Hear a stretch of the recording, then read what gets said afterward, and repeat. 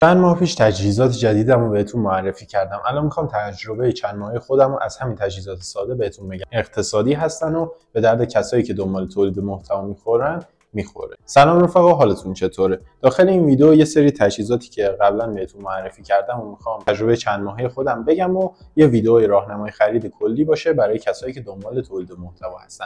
پس بزن بریم این ویدیو رو شروع کنیم. چیزی که میخوام در موردش حرف بزنم توی تمام ویدیوهای من دیدین همین میکروفون‌های بیسیم MPTCL قابلیت استفاده و متصل شدن به گوشی‌های مختلف رو داره. برای آیفون و اندروید موجوده، اما مدل آیفونش فرق داره با مدل اندرویدش، اون درگاهش فرق داره. از نظر بقیه امکانات با هم دیگه یکیه. یه ظاهر جذاب داریم روش اینجا بزنین، البته اگه دو صدایی نشه خیلی خوب میشه. اینو من روشنش کنم. 99% شارژ داره الان برای شما. فکر کنم الان صدام دوتایی شده. بذار اینو خاموشش کنم. همینجور که میبینین یه چراغ سبز داره اینجا. یه کیس باحال و جالبم داره که اینجا میبینین 2 تا میکروفون داره و یه دونه دریافت کننده. نکته‌ای که وجود داره این الان کیسش، دستام عرقیه، کیسش 66% شارژ داره. همینطور که میبینین داره شارژش میکنه. اینو من فکر کنم اول ماه زدم به شارژ و تقریبا روزی یه دونه ویدیو رو باهاش رکورد کردم و توی الان فکر کنم 16 یا 17 نمیدونم، فکر کنم 16 مهره. توی 16 روز تقریبا شارژش از 100% رسیده به 66%.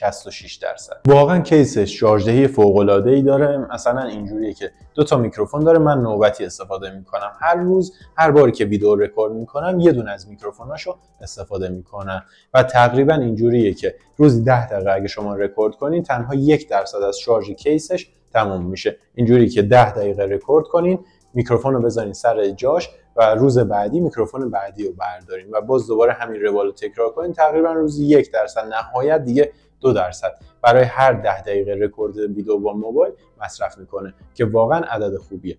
یه نکته دیگه که وجود داره، وقتی که این میکروفونش با اون دریافت کنندش به هم دیگه متصلن، چراغ دوتاشون احیانا این مسئله برای شما به وجود اومد که دیدین چراغ دریافت کنندش داره روی گوشی چشمک میزنه. یادتون باشه که این دوتا به همدیگه متصل نیستن و الکی دارین ویدیو خودتون رو رکورد میکنین. شدت توی شارژدهی من ازشون راضی هستم. الان توی اینجایی که دارم ویدیو رکورد میکنم تقریبا وسایل زیادی نیست که بتونه صدای منو، برگشت صدای منو بگیره. ابعاد این اتاقی که هستم شاید حدود 16 متر 18 متر باشه و تقریبا چیزای زیادی نیست که بتونه کنجکاو بکنه و صدای من برگشت نخوره. همین 3 تا پنل آکوستیکی که داره صدای منو میگیره و بازتاب صدای منو میگیره، اما میبینید که خیلی خوب داره اون صداهای نویز محیط رو به خوبی برای شما هضم میکنه. تقریبا میگم 1.700-800 اینا اینترنتی خریدم، حالا اینجا براتون قرار میدم، حدود قیمتش رو میگم.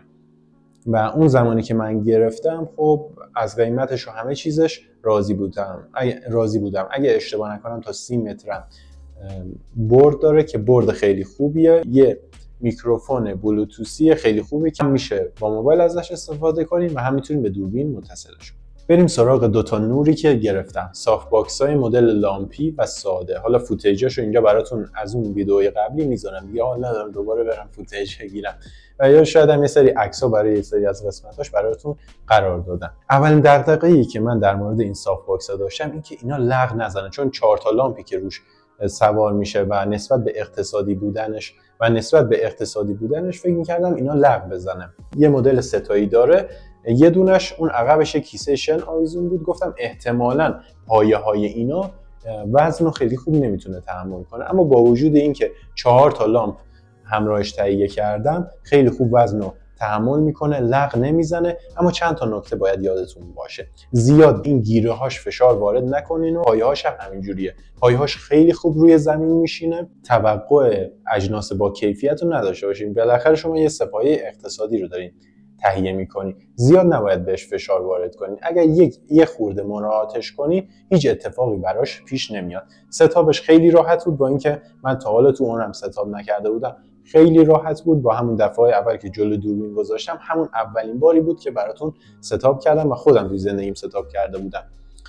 نورش خیلی خوبه. معایبش اینه که شما نمیتونید شدت نور رو کم و زیادش کنید، میزان زرد بودن نور و یا میزان آبی بودن نور رو توش کم و زیاد کنید، مثل خیلی از سافت باکس های دیگه‌ای که قرار دارن. مثلا اگه توی روز بخواید فیلم برداری کنید باید صبر کنید که هوا یکم تاریک‌تر بشه، زردی نور خورشیدی که از پنجره میزنه داخل کمتر بشه. یکی از ویژگی‌های خوبی که داره یه فیوز کوچیک اون پشتش داره، اگه برقتون قطع و وصل شد نسوزه. اما در هر صورت شما هم مثل من یه دونه از این سراحی‌ها و محافظای برق تهیه کنید. محصول بعدی سه‌پایه کینگجوی T2008R. به صورت کلی بهتون میگم، شاید مثلا این مدل توی بازار زیاد نباشه، من سرچ نزدم، یه بار زدم توی اینترنت خیلی کم پیدا میشد و مدل‌های دیگه‌اش بود. این نکاتی که دارم میگم در مورد سه‌پایه‌های تی شکل در نظر بگیرید. این سه‌پایه برای افرادی که میخوان تولید محتوا با موبایل دوربین انجام بدن به شدت مناسبه. تحمل وزن بالایی داره. همین الان دوربین من روش قرار داره، نمیتونم بهتون نشون بدم.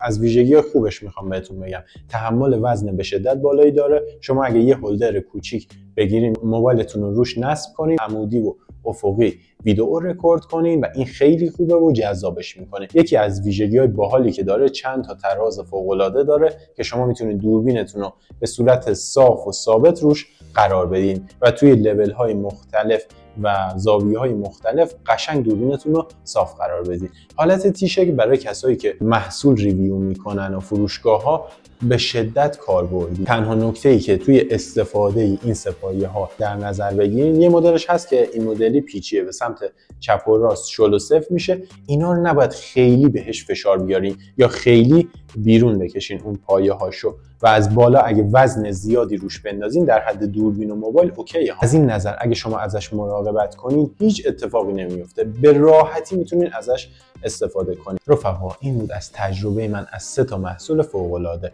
سه‌پایه تی شکل کینگجوی T2008R، 2 تا سافت باکس لامپی اقتصادی و یه دونه میکروفون وایرلس به اسم NPTCL. شما هم اگه تجربه ای از خرید این چنین محصولات دارین حتما توی قسمت کامنت ها با بقیه به اشتراک بذارید. به روز و آگاه باشید.